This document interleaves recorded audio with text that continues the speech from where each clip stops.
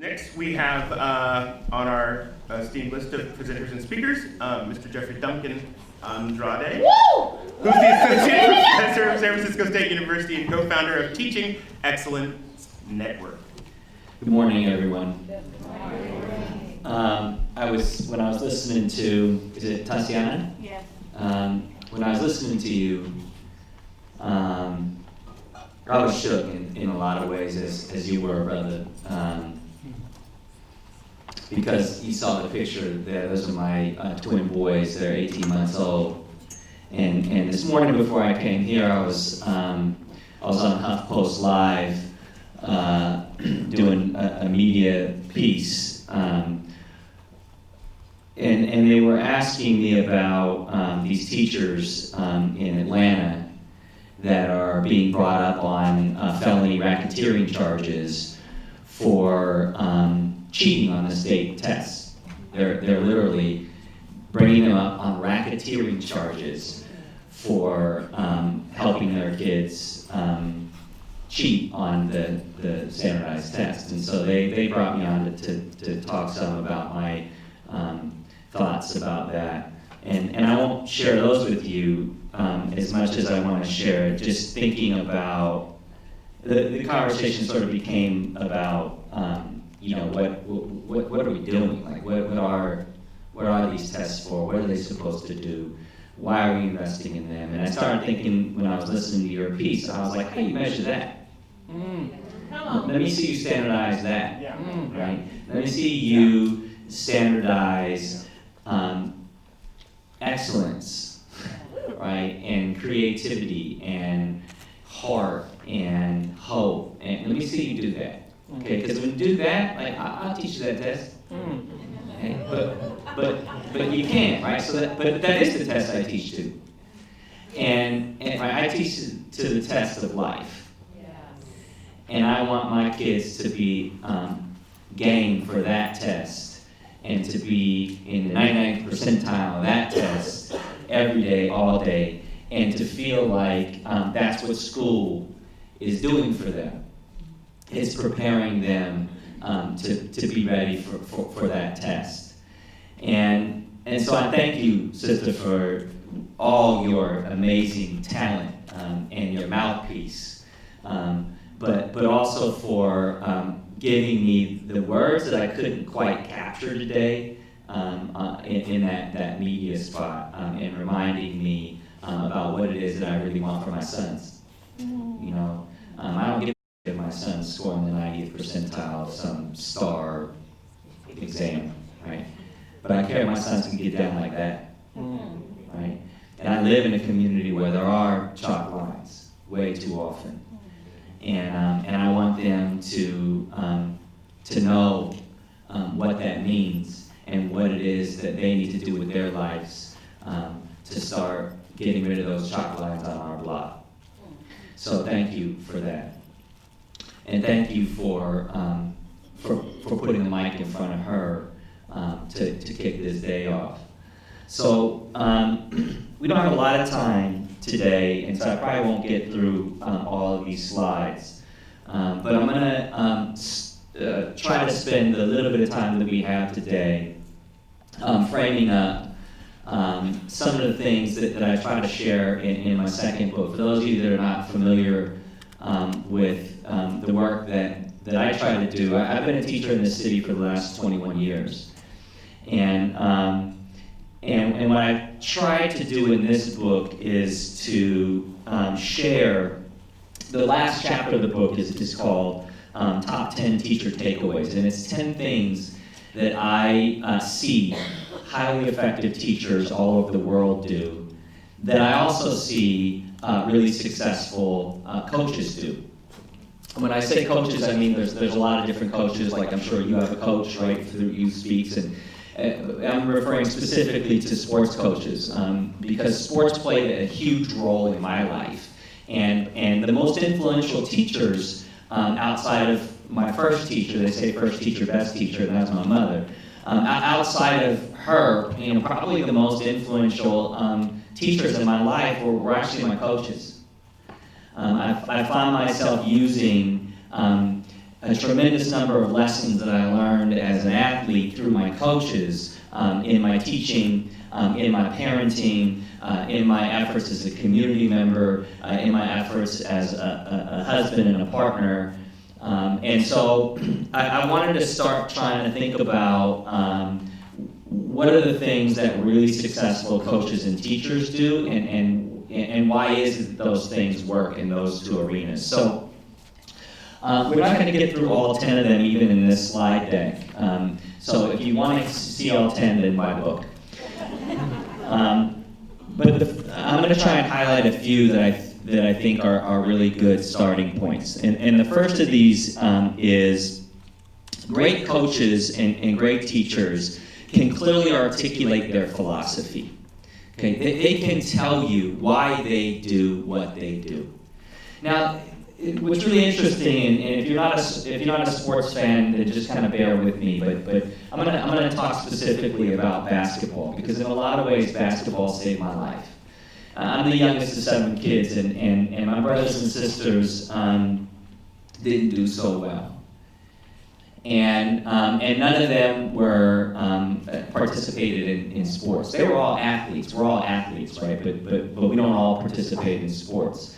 And for whatever reason, I got involved with sports, specifically basketball, very early on. And what I find interesting about my experience with that is that that's where the state, the community, and the nation invested in me. I mean, I got to fly literally all over the world. Starting in middle school. Because I went to a basketball camp, and I performed at a level that it was a statewide basketball camp, invitation only. I was in middle school, and I performed at a level that everybody was amazed by. They said I was the most valuable player, and then suddenly people were interested in me, and they were investing in me. They were buying me. They were putting me on planes. They were putting me in hotels. And this is literally how I learned about college. I literally thought Georgetown University was an HBCU. Because my only relationship to Georgetown was the hoop team, right? And John Thompson, the coach, was black. All the players were black. There was one white dude, but he never played. And so this was, like, I used to wear around college sweatshirts and college hoodies, but it was all through sport, right? And I find it really interesting that nobody thought I'd be doing this. Nobody said, you're going to be a PhD, you're going to get your PhD from Berkeley, you're going to be on the global lecture circuit, HuffPost Live is going to call you at 8 in the morning and have you come on and do a meet. All they talked to me about was how many points I could hang on the other team, right? That I was going to be all conference, all state, that I could get a full ride, right? That's where the investments were made in me, okay? Now, those ended up manifesting in a whole other pathway for me, okay? But what was really clear to me, every time I stepped on a basketball floor, was that there was a philosophy undergirding what we were about to do. Okay? Now here's the truth about philosophy in basketball. There are some coaches that believe that the single best defense is a 2-3 matchup zone. Jim Boeheim at Syracuse University has run that defense for decades and won a national championship. He is one of the all-time most successful college men's basketball coaches. Pat Summitt, who is by the way the college basketball coach that has won the most games at any level. And right, Lady Vols, and most folks don't know this because they just defer to the men's game, right? But the college basketball coach that has actually won the most games is a women's coach at Tennessee. And she has mostly played man-to-man or person-to-person defense, full court pressure for the whole game. And she's won a bunch of national championships. So which defense is better? Yeah, because it's never about the program. And it's never about the defense. Okay? It's always about the coaching. So let me just start there, okay, and say very clearly, okay, as a veteran educator and as somebody whose entire research career has been studying what works, why it works, and how it works, programs don't work. Okay, so don't invest in a program because it doesn't work. Okay, people work. Invest in people. Okay. And that's what the best coaches understand, is that it's not, they believe in their system, okay? but they understand that the system is only going to be as good, okay, as they teach their players, okay, to invest in the system. So start there. Every educator in this room, and every educator that you work with should be able to clearly articulate what their system is. What do they believe in? Okay? And how is that going to manifest? Now, this guy is a great example of this. Okay? They interviewed Howard Zinn not long before he passed, and he said, I was not going to be one of those teachers that at the end of the year, the students wanted to know, where does this teacher stand? They were going to know where I stood from the very beginning. That's been my attitude all the way through, and still is. Okay, so let's stop playing this game where we pretend that this enterprise that we're engaged in is politically benign or politically neutral. Okay? Teaching is a political act. Okay? So come out and admit where you stand. Okay? And then engage in a process by which young people understand more deeply where you stand, why you stand there, how you come to stand there, but also can articulate where they stand, and that they may stand in opposition to where you stand. Okay? And that's all right. Okay? That's the difference between schooling and education. Schooling is the process by which we all aim to reach consensus and begin to wrap our arms around accepting the conditions that we've been handed. Education is the process by where we learn that we can change those conditions.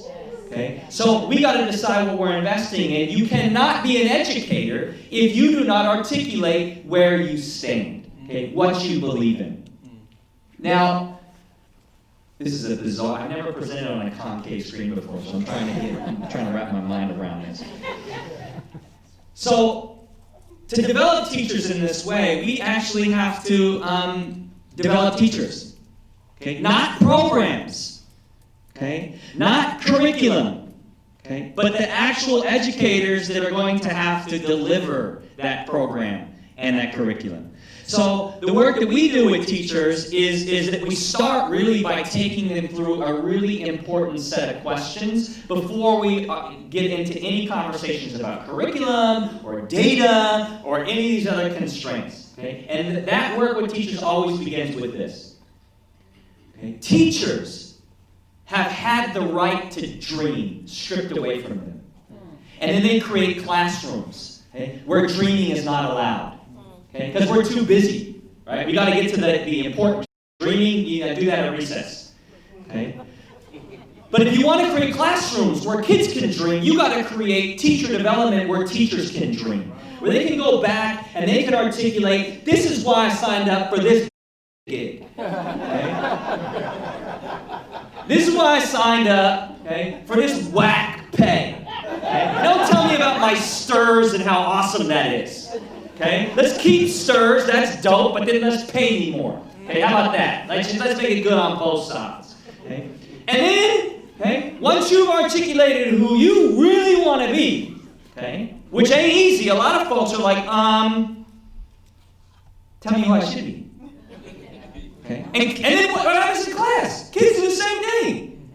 Okay? Well, just tell me what you need me to say back to you. Okay? I can pair it. Okay? That's coming from how we train and develop and support teachers. Okay? But then we got to fact check who you want to be with who our communities need you to be.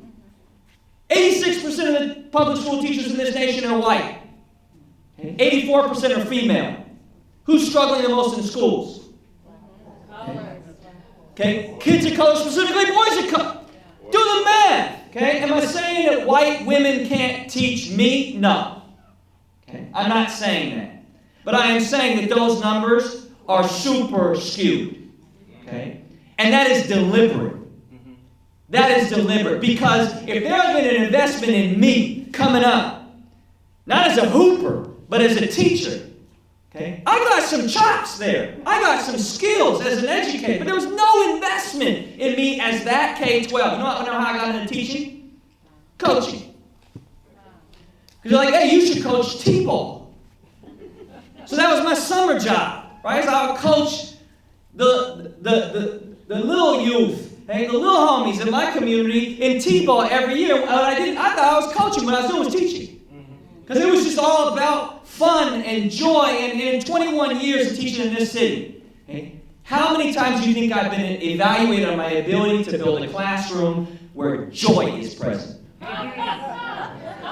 None. Okay, so all this coming out of Stanford, okay? I mean, that's dope, okay? That's solid that y'all are coming and talking about all this. Why are you not banging on districts? Okay? Why is your neighborhood district not then articulating and doing these what's the purpose of research? The purpose of research is to change practice, okay? But we don't hold each other to that. I'm talking to you now as a university professor, okay? So when I show up at AERA, the largest educational research conference in the world with a program that is this thick for the past 2 decades, my first question is, who cares?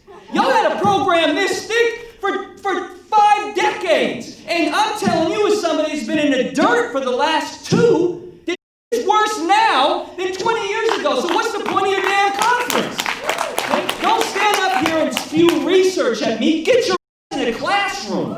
Okay? Start fighting for teachers to be able to do the stuff that you know works.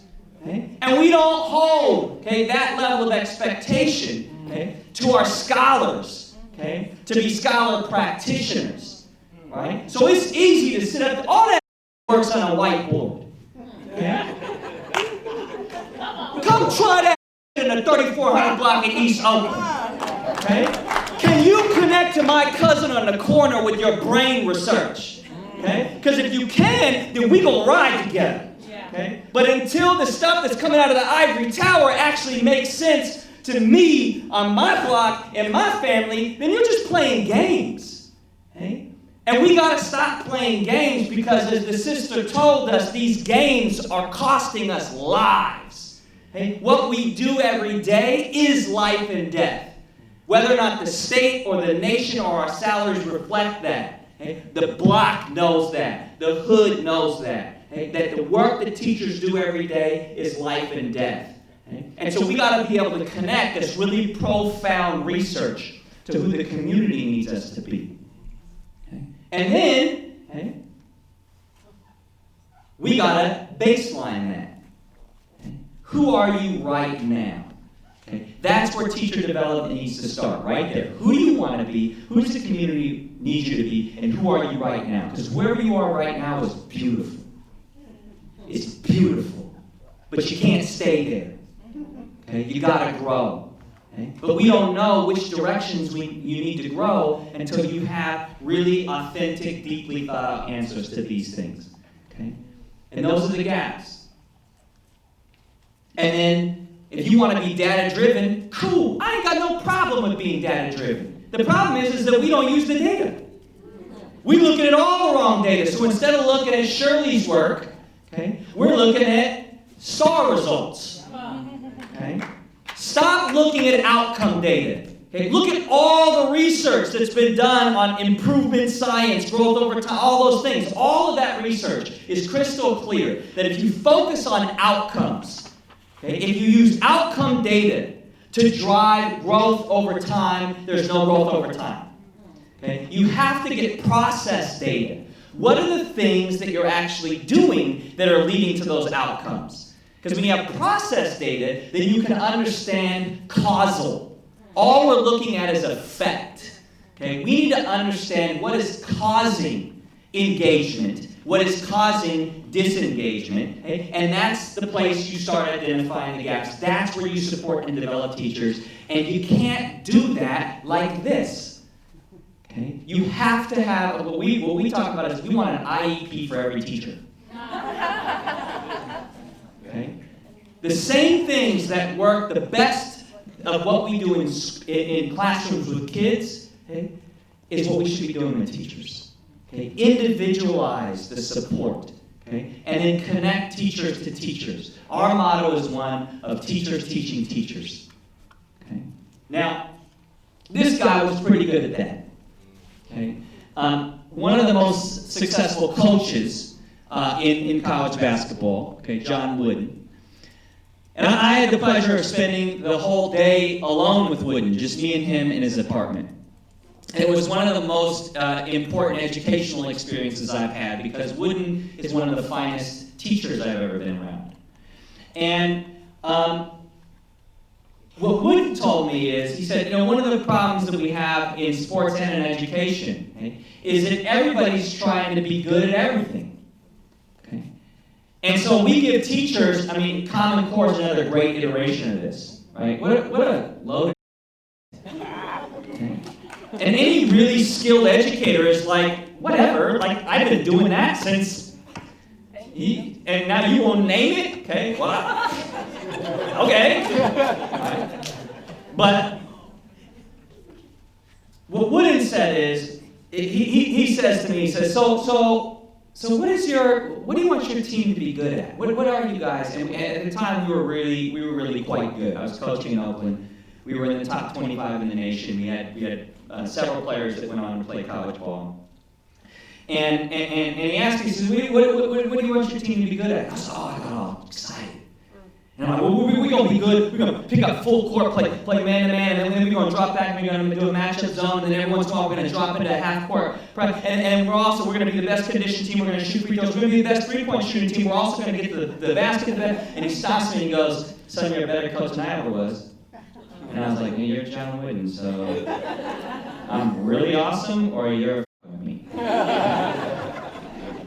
He says, son, look, you can be good at a lot of things, or you can be great at a few. And you're going to have to choose. You want to be good, or you want to be great. Okay? We are investing in a system of mediocrity, okay, whereby teachers are asked to be good at a whole lot of things, but never great at anything. Okay? And good teachers produce good students. Great teachers produce great students. Okay? And so we need to be investing in the pathway to greatness for teachers. And coaches, okay, are a good place to start to really understand what that looks like. Now, some of you may have seen this before. Okay? Yeah?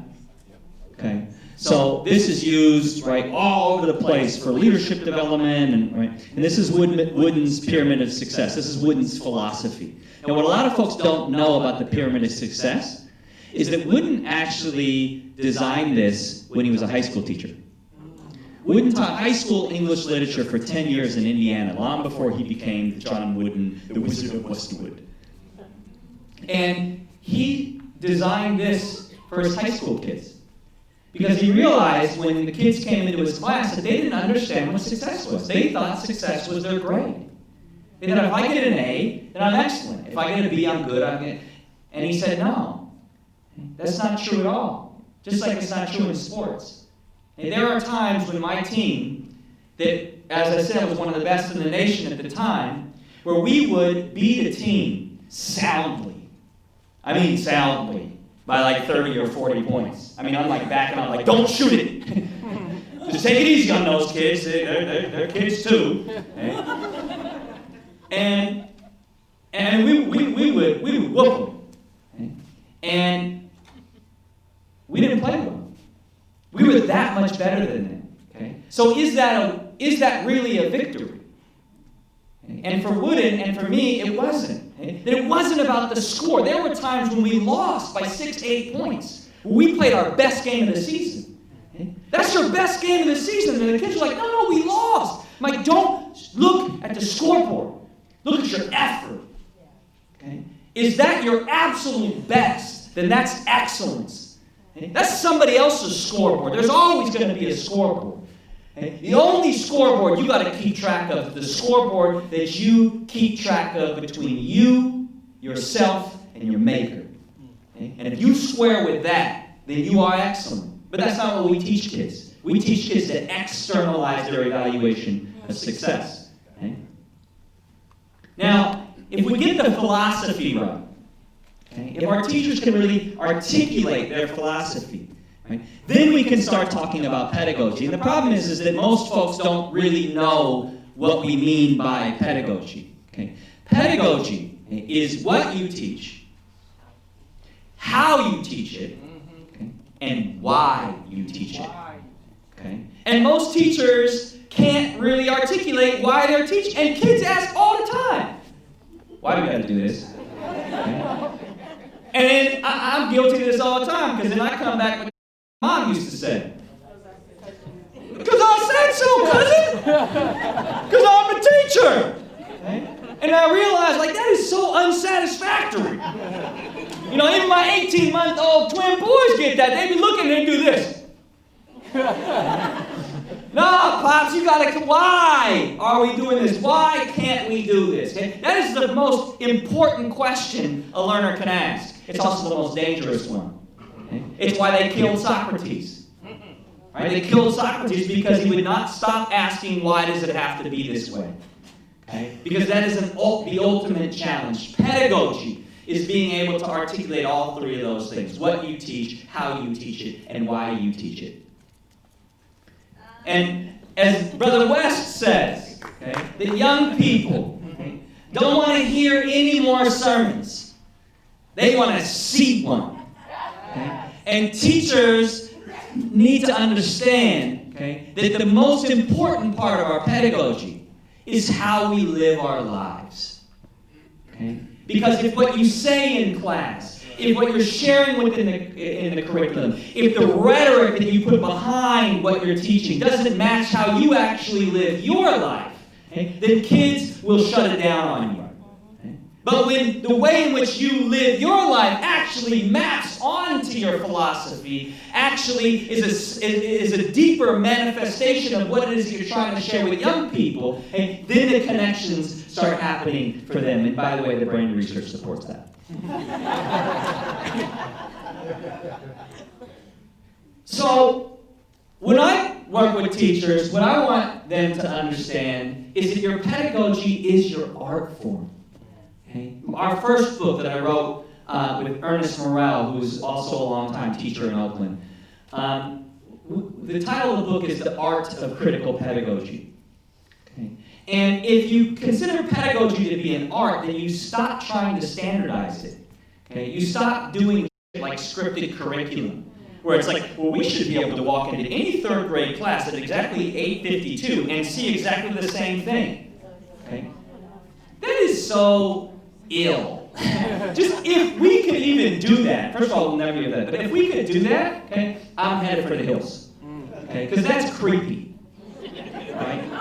That's super, and it's also anti-democratic. Okay? So, first, all right, if we think of pedagogy as an art, okay, then we have to understand that everybody's classroom is going to be unique to the artist. Okay?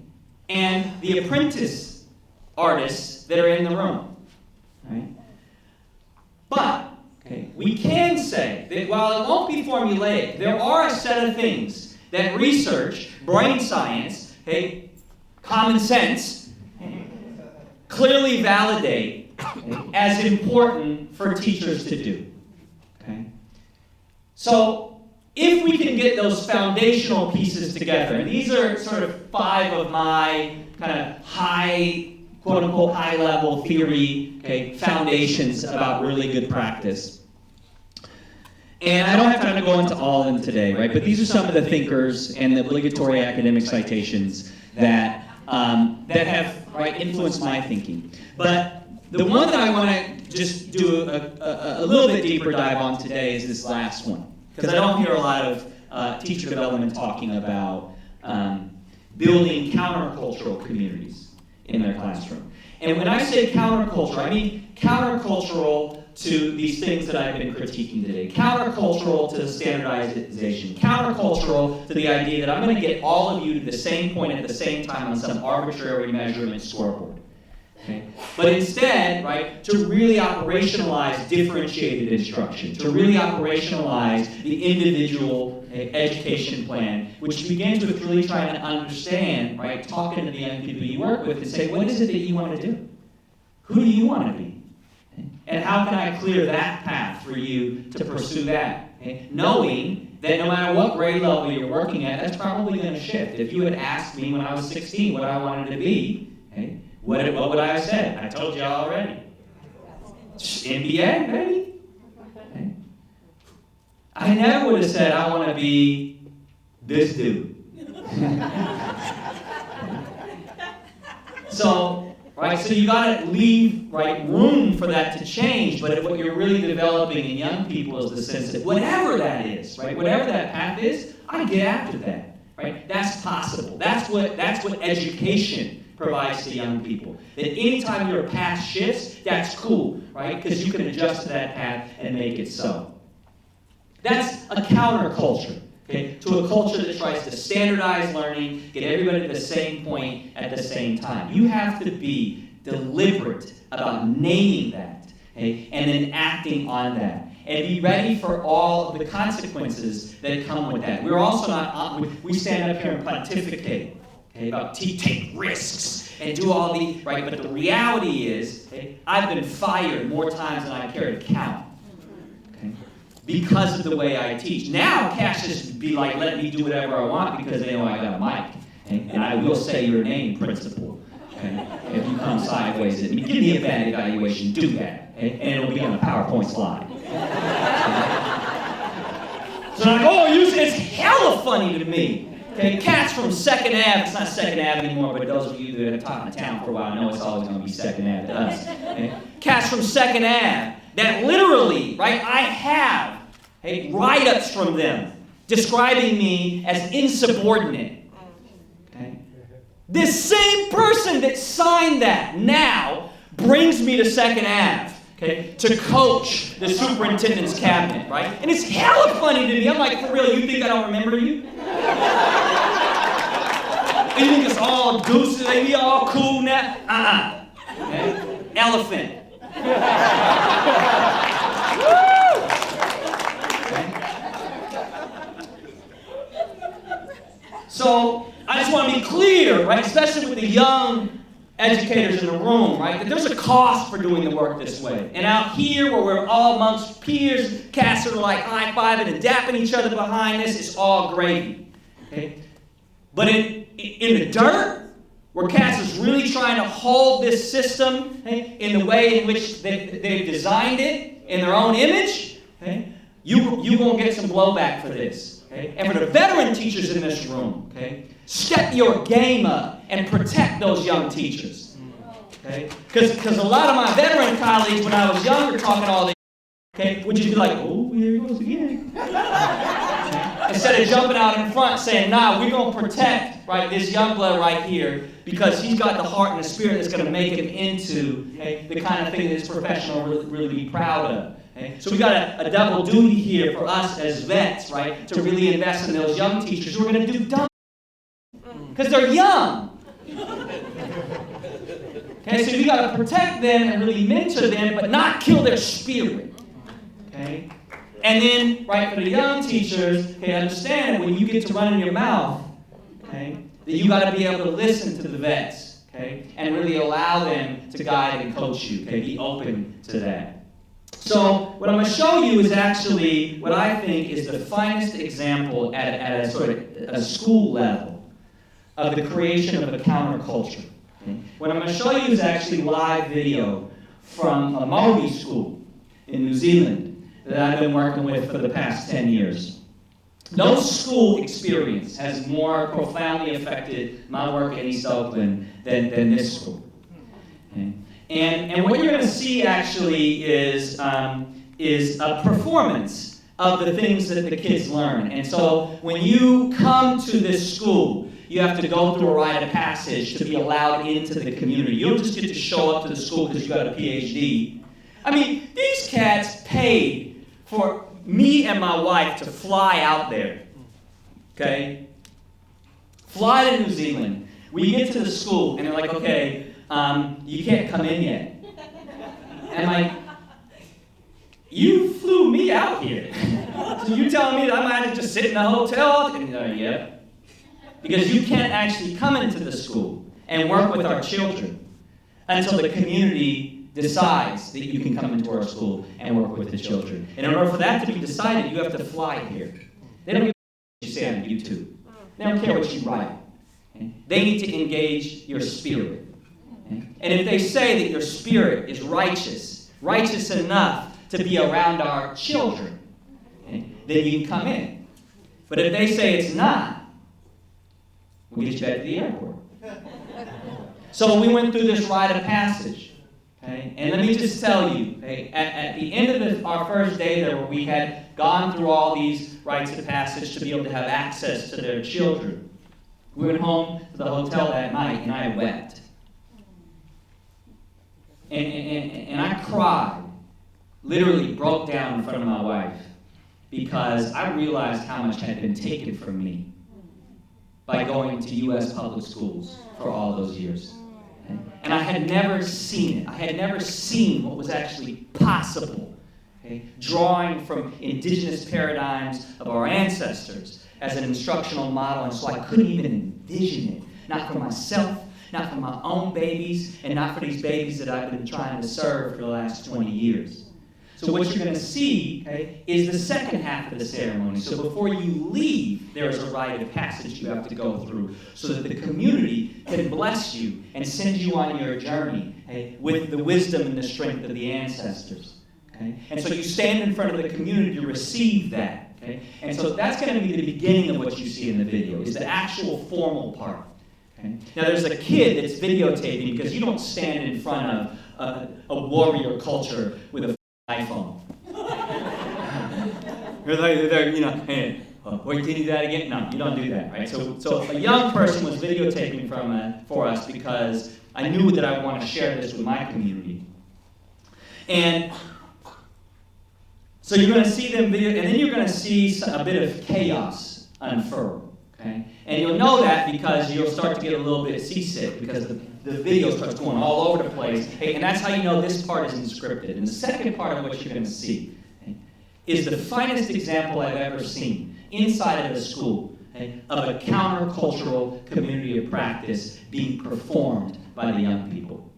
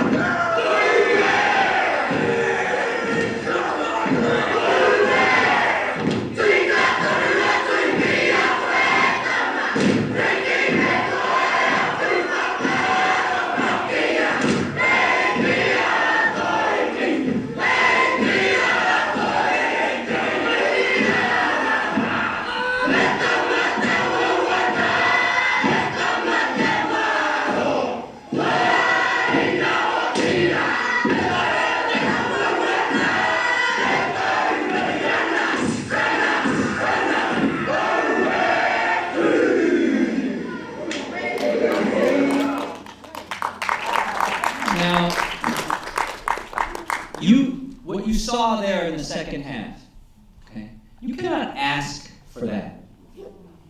Okay? They gave that to me. Those boys that started that haka, that chose to do that haka with no instruction, okay, it was their choice.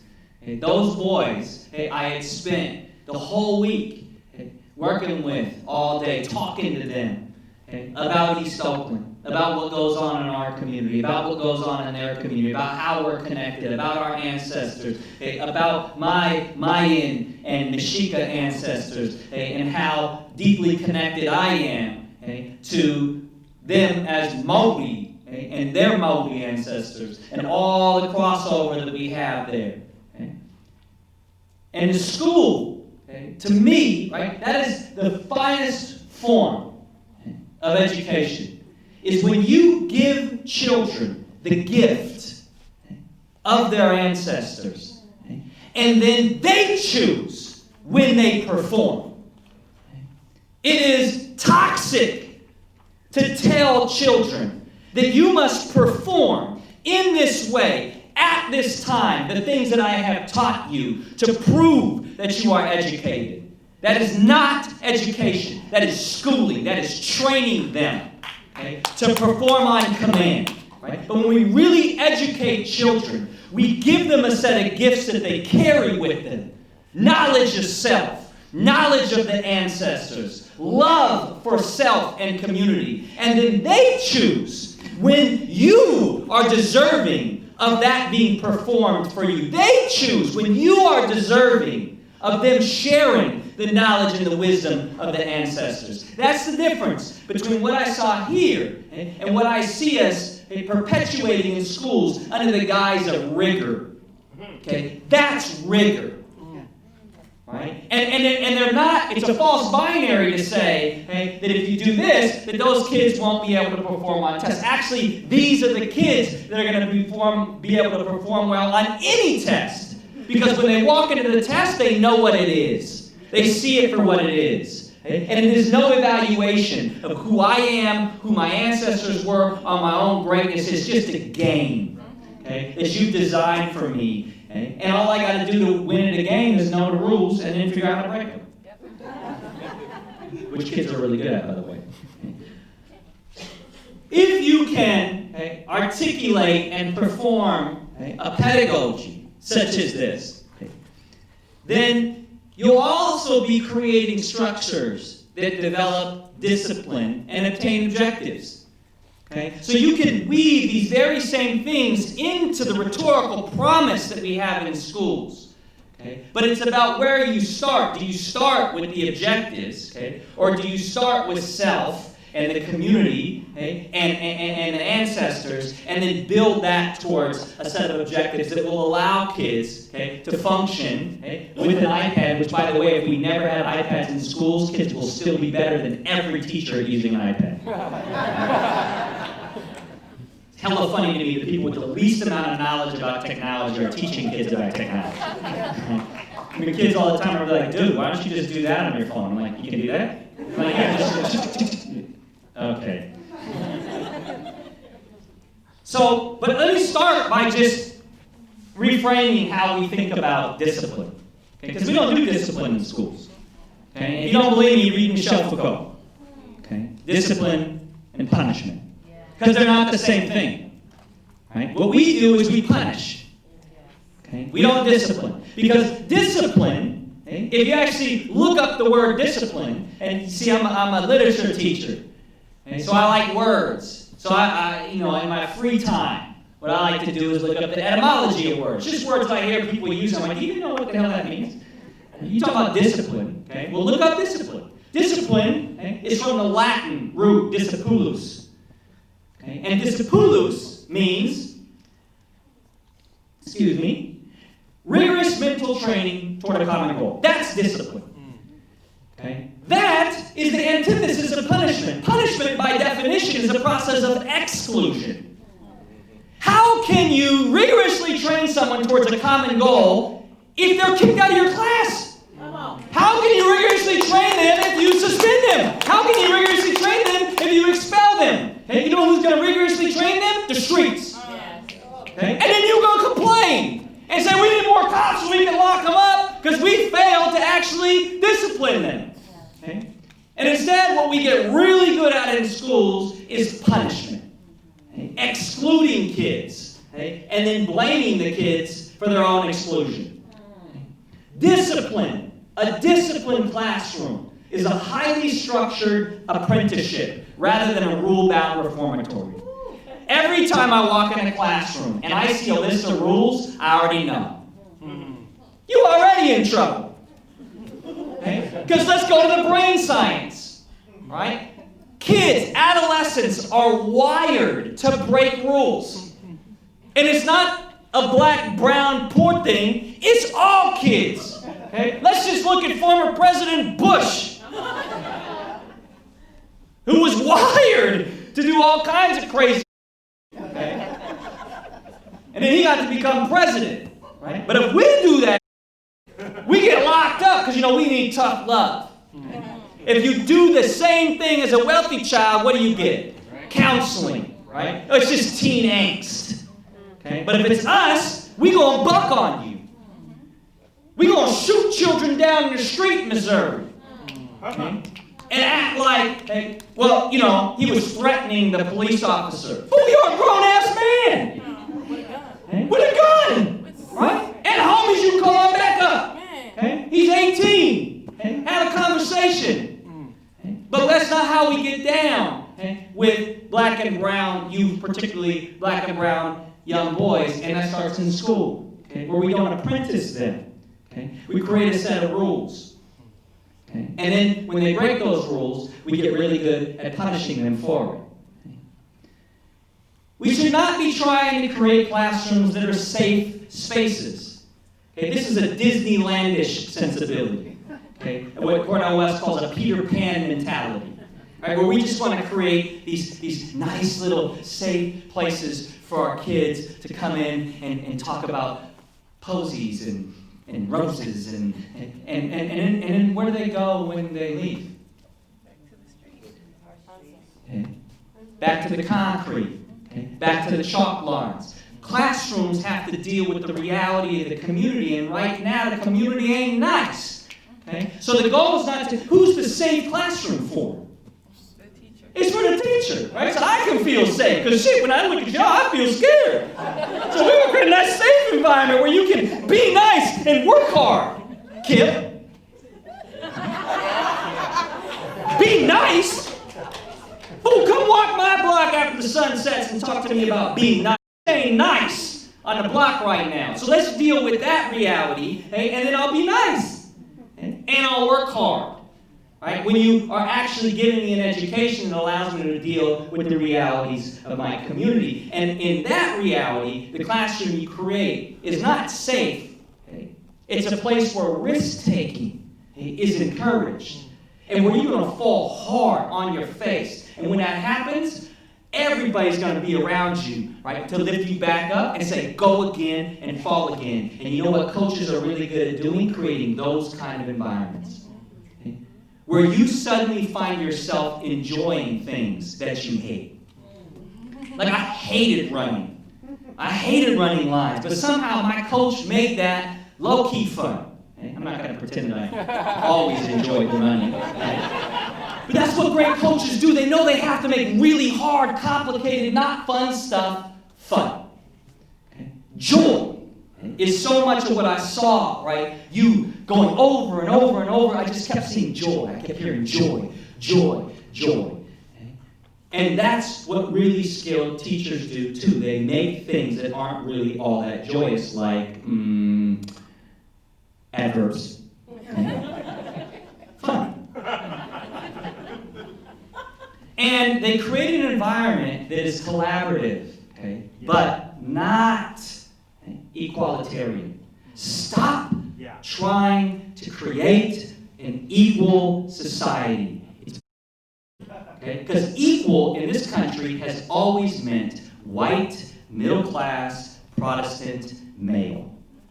That's what it's, we all get to be equal to that. We all get to try and aspire to that. Well, guess what? I'm going to fail at that. Always, because I'm not a white Anglo-Saxon Protestant male. So I could never be that. But how about if I get to be me? How about that? So what we need to be talking about is not equality, but equity. Okay? So to bring this to a point, because I'm giving the zero card. Right? And I just want you to understand that, that I come from, right, the people that invented the zero, which means that I get additional time.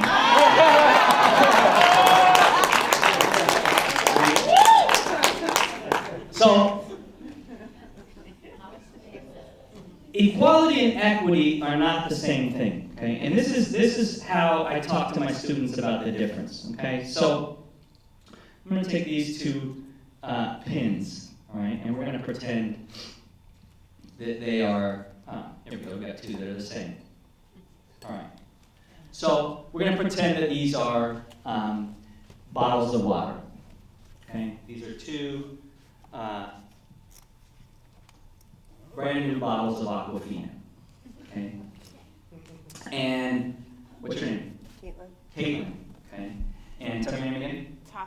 Tatiana, okay? So Caitlin and, right? Okay, and Tatiana, they're in my class, okay? And Caitlin, okay, is hungry, and Tatiana is thirsty, okay? And here is your bottle of Aquafina. And here is your bottle of Aquafina. Is that equal?